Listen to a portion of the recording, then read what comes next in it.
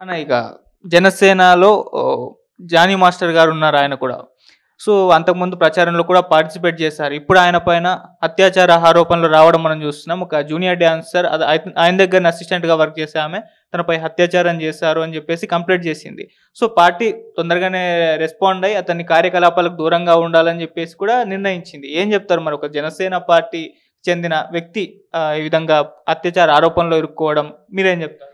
ఏం చెప్తాం అబ్బా, ఇప్పుడు ఆరోపణలు అనేటివి వస్తూ ఉంటాయి. అది నిజమా అబద్ధమా అనేది కోర్టు నిర్ణయిస్తుంది, మనం కాదు.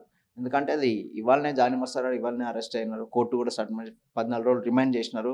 మళ్ళీ ఆయన కస్టడీలో తీసుకుని నిజాలు అన్నీ కోరుకున్న తర్వాత అది ఫైనల్కి వచ్చిన తర్వాత నిర్దోష అయితే శిక్ష పడుతుంది, లేదంటే కాదు. ఎందుకంటే మొన్ననే నేషనల్ అవార్డు వచ్చిన వ్యక్తి, భారతదేశంలో మంచి టాప్ కొరియోగ్రాఫరు.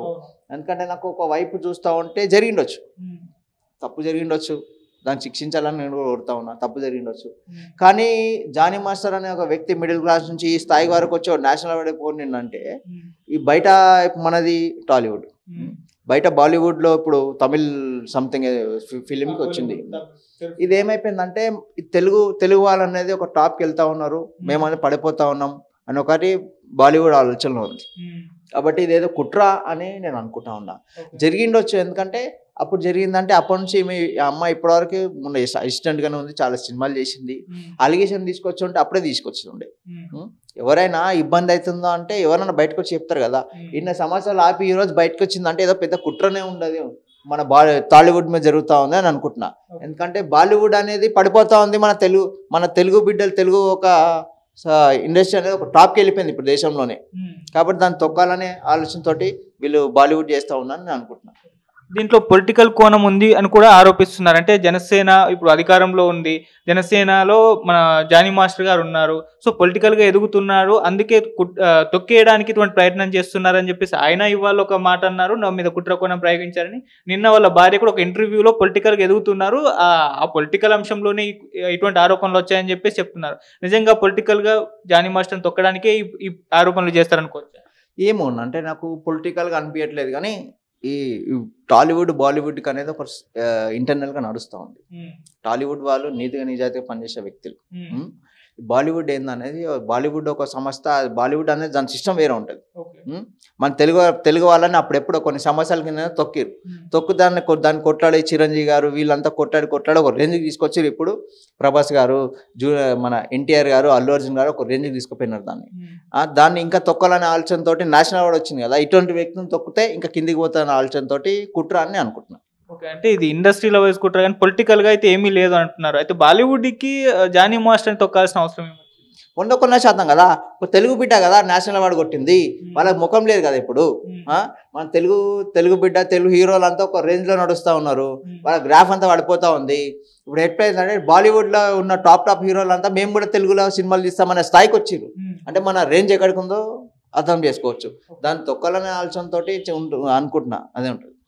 సో ఈ ఆరోపణలు రాగానే జనసేన స్పాట్గా అదే రోజు రియాక్ట్ అయ్యి పార్టీ కార్యకలాపాలకు దూరంగా ఉండాలని ఒక నిర్ణయం తీసుకుంది. సో దీని వెనుక ఉన్న వ్యూహం ఉందంటే పార్టీ నుంచి సస్పెండ్ చేయకుండా కేవలం దూరం పెట్టడం వెనుక కారణం ఏంటి? అంటే ఇప్పుడు ఆరోపణలు ఎవరిని చేయొచ్చు. ఇప్పుడు నేను నీ మీదే కంప్లైంట్ ఇస్తా పోయి పిఎస్లో నన్ను తిట్టినా అని, ఆరోపణనే కదా. ఇప్పుడు అది తిట్టినా లేదా అనేది నీకు తెలుసు, నాకు తెలుసు. ఇప్పుడు మనం ముందున్న వాళ్ళకి తెలుస్తుంది. ఇప్పుడు ఆ పోలీసు వాళ్ళకి తెలియదు కదా. ఇప్పుడు నేను తీసుకుపోయి ఇంట్రాగేషన్ చేసి అంత మాత్రాన నువ్వు చేయలేదు.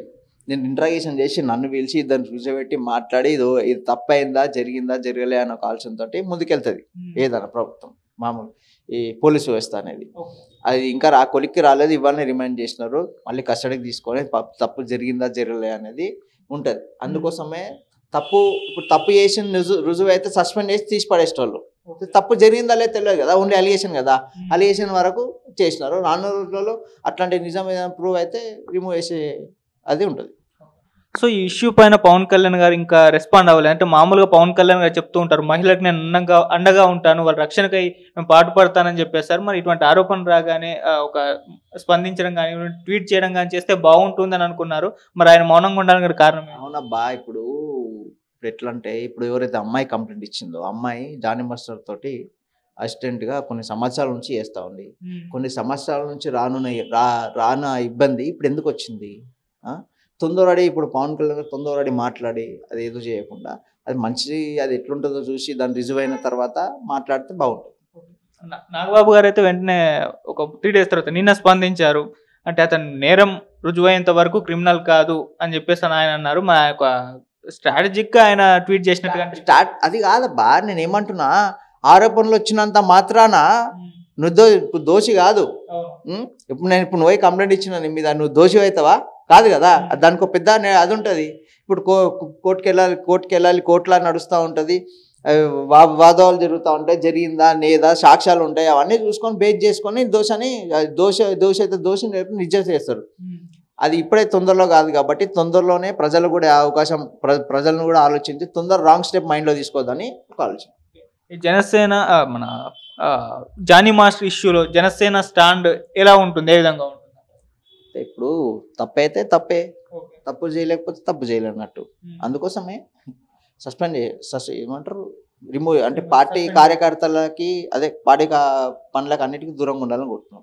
ఇట్లాంటి రుజువైంది అట్లా ఆ మూమెంట్లో పోతుందంటే తీసిపడి సస్పెండ్ చేసేస్తారు. నో డౌట్ ఎవరైనా సరే. పవన్ కళ్యాణ్ గారు క్లియర్గా చెప్పినారు, తప్పు చేసిన ఏ వ్యక్తి నేనైనా సరే గల్లబట్టి అడగాల్సిన బాధ్యత ప్రజలకు ఉండాలని చెప్పినారు. అదే బాధ్యత ఇప్పుడు ఉండదు. థ్యాంక్ యూ సో మచ్ అన్న.